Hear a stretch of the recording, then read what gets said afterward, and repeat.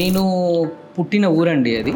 Previous Karimnagar district ఉండే, తర్వాత సిరిసిల్ల రాజన్న జిల్లా అని చెప్పేసి కాన్స్టిట్యున్సీ ఎమ్మెల్యే కేటీఆర్ గారు. ఆ విలేజ్ పేరు పోత్గల్ అండి. నేను పుట్టిన ఊరండి.